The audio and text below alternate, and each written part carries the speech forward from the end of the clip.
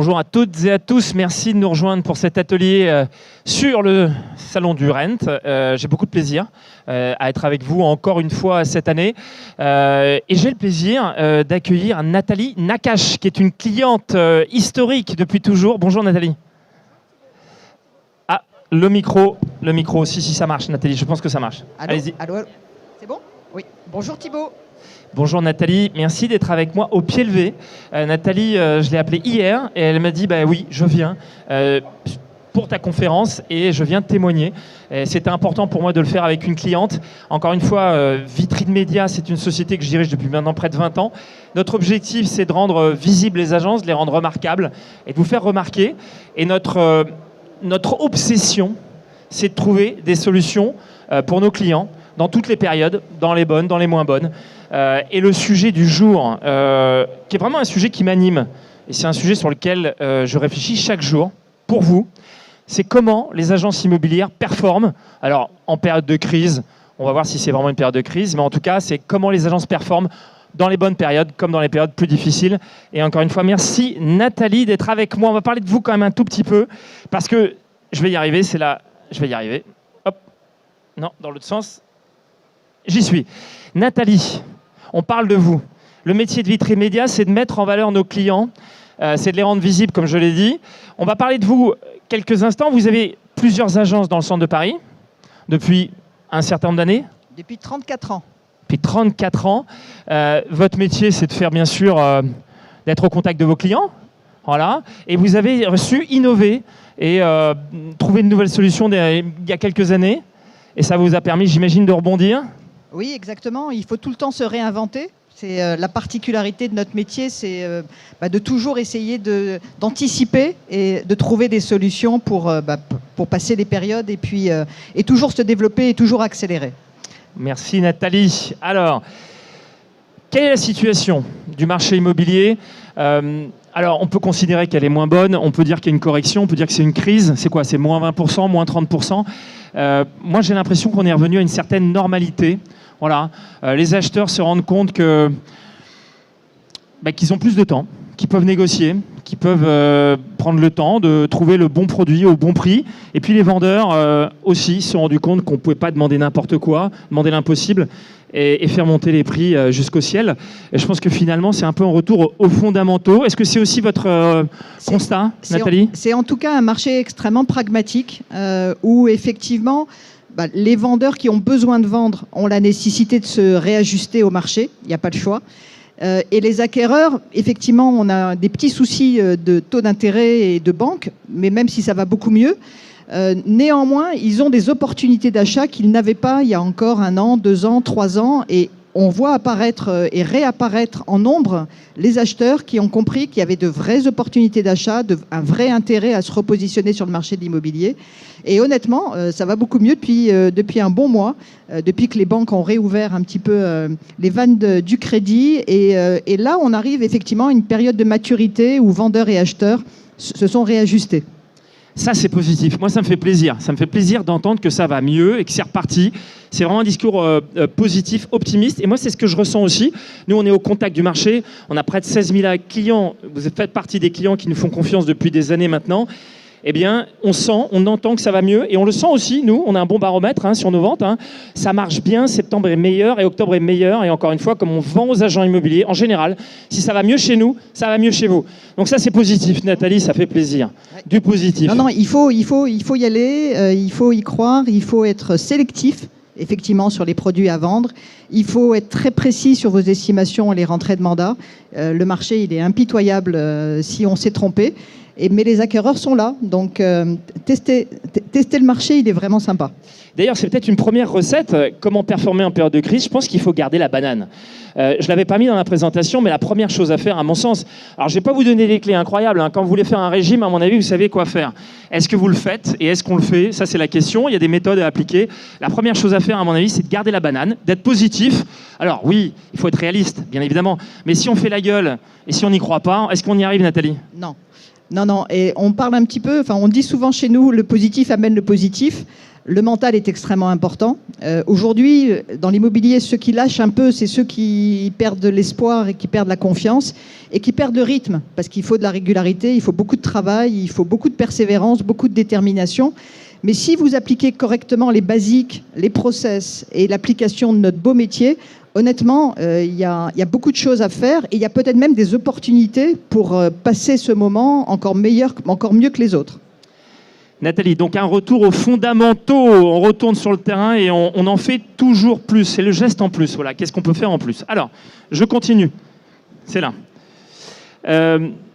On s'est dit que pour répondre à la question de comment performer en période de crise, il fallait poser la question à qui? À nos clients. Voilà, on pouvait bien sûr nous interpréter, imaginer, réfléchir de notre côté, mais le mieux, c'était de vous poser la question. C'est ce qu'on a fait, et on ne l'a pas fait tout seul. On a demandé à l'IFOP, qui est un institut de sondage que vous connaissez, de nous accompagner et de le faire pour nous. Donc ils ont appelé nos clients et ils ont réalisé cette enquête pendant les mois d'été. Et bien sûr, on va vous présenter les résultats. Donc consulter nos clients, faire émerger les bonnes pratiques, c'était bien l'objectif, et puis les partager au plus grand nombre. Notre objectif, encore une fois, c'est de travailler pour vous, trouver les bonnes solutions et de faire en sorte que ça vous serve au quotidien. Voilà, on y va. Alors, quels sont les résultats? Alors, je le dis, je le répète, il y a des basiques, mais est-ce qu'on applique ces basiques? Premier basique, les agences qui performent en période de crise, ce sont les agences qui diversifient leur métier. Voilà, bon, fini le tout transaction, je pense que tout le monde le sait.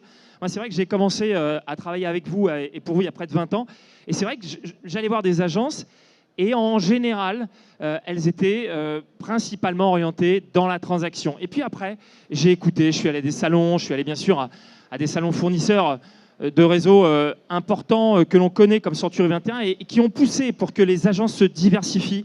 Et c'est vrai qu'on le retrouve aujourd'hui dans les résultats, dans l'administration de biens, et ça va bien sûr de la location au syndic de propriété, à la promotion.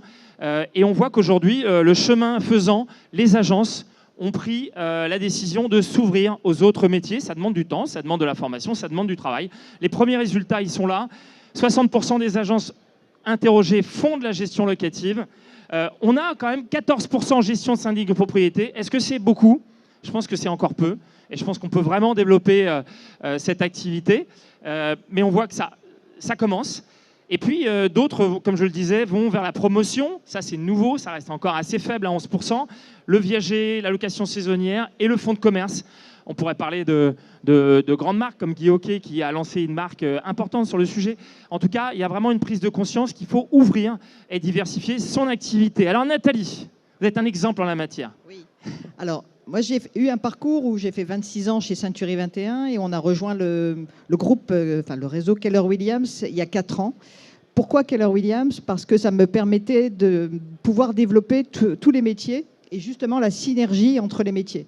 Donc bien sûr, on assure de la transaction, de la gestion locative, du commerce entreprise, du viager, je ne sais plus, plein de choses, de la vente interactive, du neuf. Et en fait, on se rend compte que plus on va pouvoir développer de la synergie entre tous les métiers, plus on est capable de répondre à l'intégralité des questionnements de nos clients et de pouvoir les suivre dans la durée. Non, mais est-ce que c'est facile de le faire? Parce que c'est bien de le dire, mais est-ce que c'est facile de se dire d'un coup, ah, je vais faire de la gestion locative, je vais faire du syndic de propriété, je vais faire de la promotion? Toujours pareil, les basiques, les fondamentaux, le faire sérieusement et avec les bonnes personnes. Et vous savez que l'humain, la qualité des agences est directement liée avec la qualité des personnes qui y sont. Donc on a un souci extrêmement fort et particulier sur le recrutement. On a notamment devant moi quelqu'un qui... on a dédié même un poste spécifiquement pour le recrutement parce que c'est vraiment les fondamentaux de réussite. C'est l'humain. C'est l'humain. On est dans un salon où la tech est importante, mais je peux vous confirmer que l'humain reste absolument prépondérant et on a encore de l'avenir. Donc, à retenir, la première chose, le recrutement pour pouvoir développer de nouvelles activités. Merci Nathalie pour le conseil. Deuxième,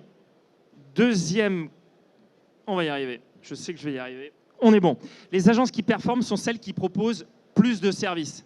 C'est évident, mais on vient chez vous, on reste chez vous principalement grâce au service. On vient pour le produit, on reste grâce au service. Vous le savez, bien évidemment.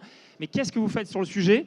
Ça va très loin, effectivement. Moi, j'ai vu certaines agences qui vont jusqu'à proposer, bien sûr, de la rénovation, qui vendent des fenêtres, qui vont effectivement se lancer dans des métiers qui paraissaient très éloignés de l'agence immobilière, qui vont proposer du financement, qui vont proposer des assurances. Il y a bien sûr des groupes importants qui le font aujourd'hui, comme le groupe Arch, bien sûr, avec tous leurs services inclus. Et c'est pour ça qu'à mon avis, ça explique leur succès. Mais c'est vraiment aujourd'hui... On le fait aussi. Hein. Vous le faites aussi, on va en parler. Et voilà, et donc justement les résultats, on en parle. Le financement de projets immobiliers, aujourd'hui, près de 40% des agences le proposent. Donc ça, c'est plutôt pas mal. La rénovation du logement, on en parle beaucoup. 27 et 37% pour les agences parisiennes. Service de déménagement qui paraissait évident, 22%, mais on voit qu'il y a encore du chemin. On peut aller plus loin. C'est vrai que le service de déménagement, c'est quand même un service qui me paraît évident. Le service de vente interactive, ça, c'est un service intéressant. On va en parler avec Nathalie juste après. 20%. Moi, je pense vraiment que c'est un service utile, intéressant pour donner envie aux acheteurs de se positionner sur les produits. Vous le savez, la vente interactive, ça permet de positionner le produit 20% moins cher en moyenne et donc de donner envie. Et c'est important sur un marché qui est plus difficile. Votre métier, c'est de vendre. Il faut être commerçant. Et ça, c'est une clé.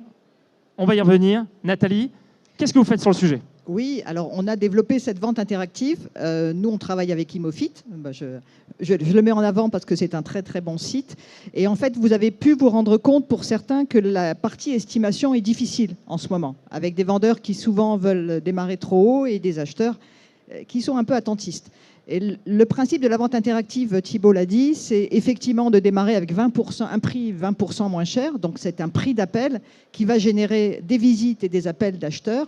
Et une fois qu'on est dedans, ben là pour le coup, le besoin se remet en route et l'acheteur se positionne. Et on arrive assez facilement vers des offres d'achat qui correspondent à nos estimations. Et c'est une manière de convaincre les vendeurs. Donc ça fait partie des solutions. Parce que je sais que c'est un sujet important de la matinée, c'est de parler des solutions. C'est une des solutions qu'on peut proposer aujourd'hui en période de crise. Donc c'est donner envie de rentrer dans l'agence, donner envie de passer par vous, donner envie de venir travailler avec vous. Ça, c'est vraiment les services. Ça me semble très important, unique, clé aujourd'hui dans cette période, que d'ajouter des services à vos produits. Les gens ne viennent pas simplement pour vos produits, puisqu'il y a de la concurrence, et dans une période plus difficile, il va falloir faire la différence. Si on en parle un instant, l'objectif pour nous, et ça va être le cas aussi pour Imofit, c'est de mettre en avant ces services dans votre vitrine. Dans votre vitrine. Je fais le lien, et c'est important, parce qu'il faut pouvoir communiquer sur vos services en vitrine, bien sûr sur votre site web, bien sûr sur l'ensemble de vos médias, mais la vitrine, c'est un sujet qui nous intéresse. Je confirme. Je confirme, c'est extrêmement simple et ça nous permet de communiquer auprès de nos clients sur l'ensemble des services qu'on propose.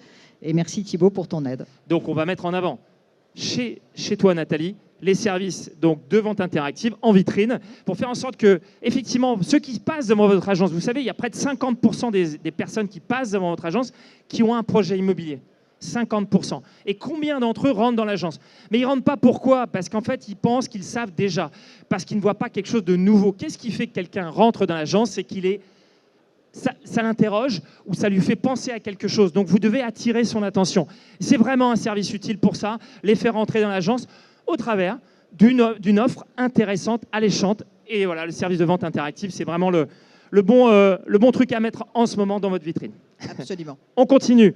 Alors, les agences qui performent en période de crise, ce sont des agences qui communiquent. Ça, c'est sûr. Vous le savez, on va parler effectivement de la nécessité de faire des économies, certainement, mais vraiment, les agences qui réussissent, c'est celles qui communiquent. Alors, bien sûr, il faut choisir les bons médias.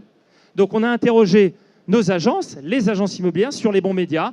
Eh bien, il n'y a pas de doute, hein, les médias qui fonctionnent bien aujourd'hui, la vitrine, c'est un média utile, c'est un média important, c'est un média de proximité. On sait que les ventes immobilières, c'est de la proximité, c'est de la relation, c'est de l'humain. Et vous devez communiquer en vitrine, mais pas n'importe comment. Et c'est ça qu'il faut faire. Il faut mettre les bons produits, les bonnes informations dans vos médias de communication en vitrine. Et ça, on pourra vous accompagner chez Vitrine Média. Sur notre stand, on a pas mal de nouveautés sur le sujet. Je continue. 90% sont présents sur les réseaux sociaux. Ça marche, les réseaux sociaux. Voilà, on n'est pas les ayatollahs de la vitrine. Bien sûr qu'il faut être présent partout. Il faut aussi travailler sur le digital, travailler sur les réseaux sociaux. Ça paraît évident. Qui le fait et surtout qui le fait bien? Voilà. Est-ce que ça consiste uniquement à poster vos mandats sur les réseaux sociaux? J'ai une question qu'on peut se poser. Est-ce qu'il faut mettre ses avis clients? Bien sûr qu'il faut mettre ses avis clients dans la vitrine, sur les réseaux sociaux. mais il faut aussi apporter la bonne information au bon moment. Donc il faut communiquer sur vos médias, et puis effectivement la prospection physique, ah oui, c'est le bon moment pour en faire, pour aller gagner de nouveaux clients. Des évidences, mais bon, c'est bon de les rappeler et d'être présent sur ces sujets. Nathalie, qu'est-ce que vous avez fait en particulier ces derniers mois pour rebondir? On fait plein de choses, mais effectivement, les vitrines, on utilise. Les réseaux sociaux, beaucoup, de plus en plus. Après, il faut du message pertinent, il faut de la valeur ajoutée, il faut de la rigueur, il faut montrer son identité, donc il faut de la cohérence, mais ça marche. Et il faut beaucoup de régularité, beaucoup de pertinence, et puis des messages clés, des messages sincères, d'authenticité. Je crois qu'aujourd'hui, il ne faut pas faire semblant, il faut dire la vérité, et ça paye beaucoup, vraiment. Et puis la prospection, on en reparle, c'est les basiques, on en parle depuis tout à l'heure. Le retour aux basiques et l'importance d'être présent sur le terrain, d'aller à la rencontre de nos clients, c'est extrêmement important. Merci Nathalie. Cohérence, aller au contact des clients, effectivement être présent sur le terrain.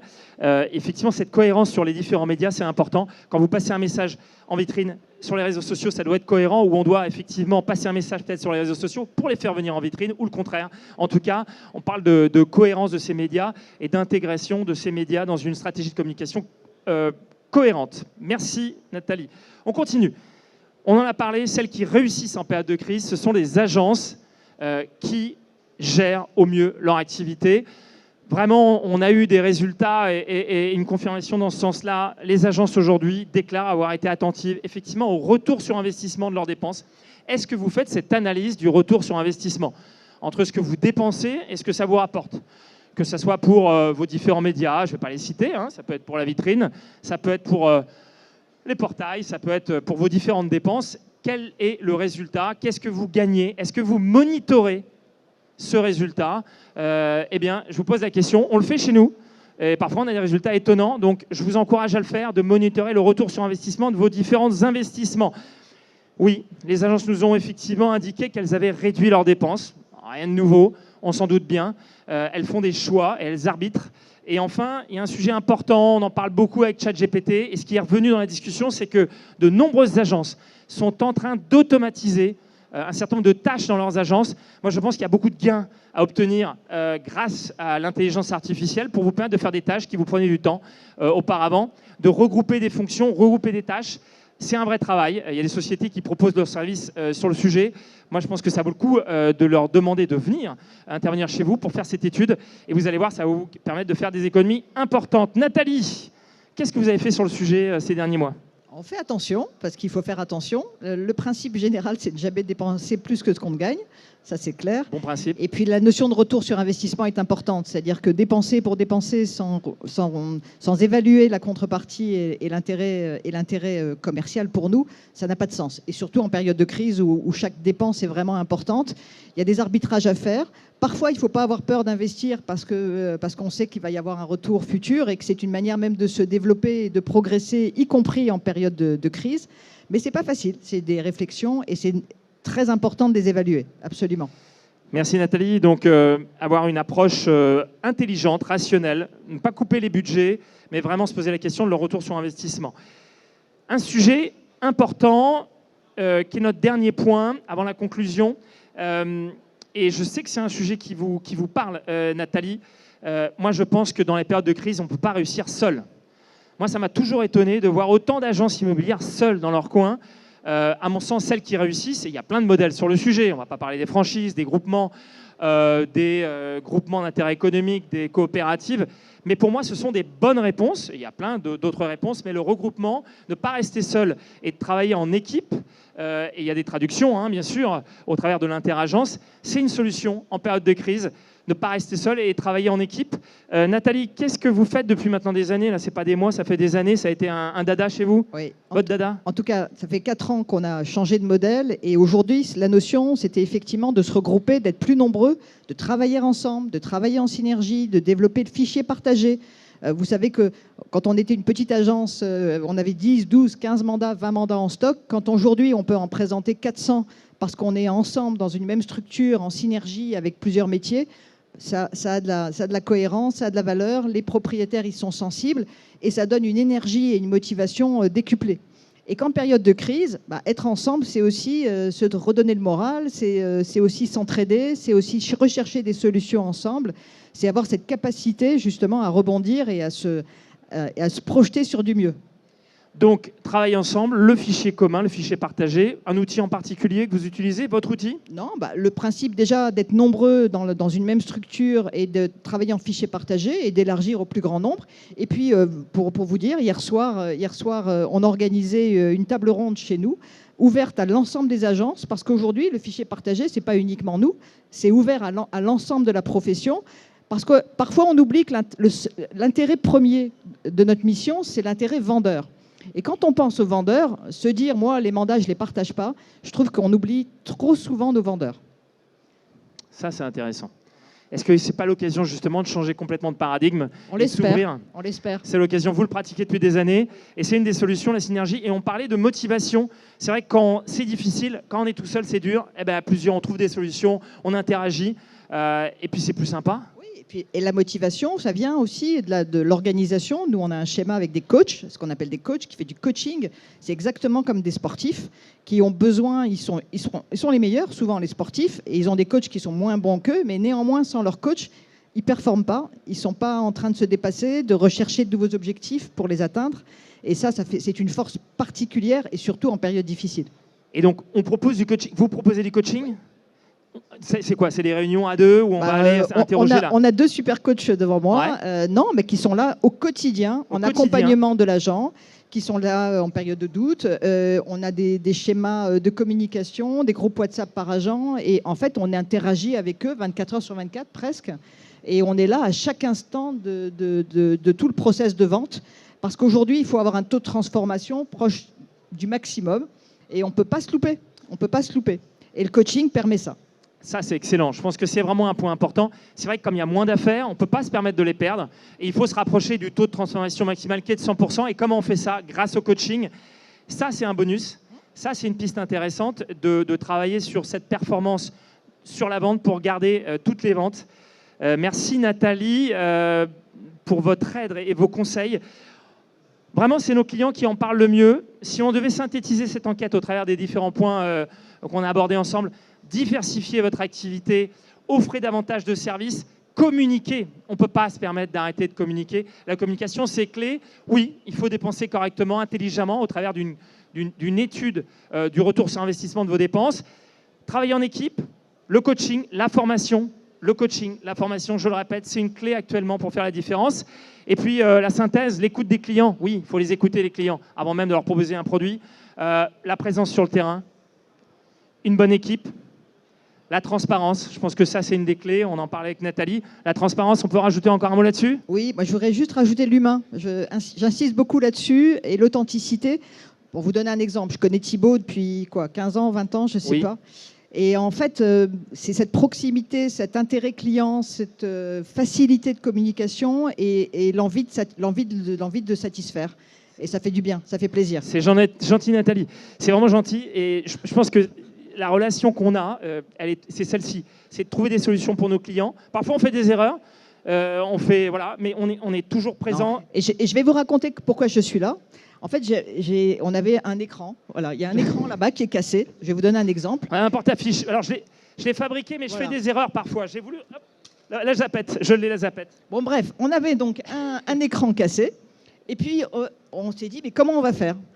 Et c'est Thibaut, le président de Vitrine Média, qui prend en charge l'opération en disant on va fabriquer parce qu'il on l'a fabriqué à l'usine. C'est vrai, on l'a fabriqué le week-end dernier à l'usine et je l'ai ramené parce qu'il fallait absolument le ramener. Alors, c'est vrai que je l'ai ramené, mais je l'ai cassé. Ça m'arrive. En revanche, ce qui est certain, c'est qu'on va le refabriquer et que je vais le poser moi-même à l'agence. Mais en réalité, c'était la recherche de solutions, l'intérêt pour un écran, petit écran, donc franchement, et puis la prise de temps et la considération, l'email, l'appel, enfin bref. Non, mais moi, ça me fait plaisir. Un temps infini pour quelque chose d'absolument symbolique. Merci Nathalie. Dernière chose, venez sur notre stand, puisque ce que j'aimerais vraiment vous présenter, je vais y arriver, la zapette elle est là, on vous fait gagner des cadeaux toute la journée, aujourd'hui et demain, sur le stand, vous allez pouvoir gratter et gagner des cadeaux. On a des smart watch, on a des chargeurs de téléphone, ça sert.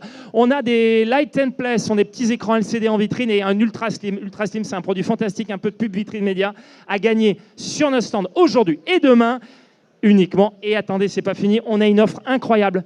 C'est une super offre exceptionnelle, Nathalie. C'est l'offre que vous n'avez jamais vue et c'est uniquement aujourd'hui et demain sur notre stand. Je crois que c'est le stand D22. En tout cas, c'est un stand qui est lumineux. On vous attend pour parler vitrine. Et enfin, si vous voulez gagner de l'argent grâce à vos écrans, et Nathalie, je sais que vous voulez gagner de l'argent, vous allez pouvoir gagner de l'argent grâce à Visible Ads. C'est une solution qui vous permet de gagner de l'argent chaque mois grâce à vos écrans. Ça ne vous coûte rien, ça vous fait gagner de l'argent. Merci à tous. Merci Nathalie d'avoir été là. Merci beaucoup. Au revoir.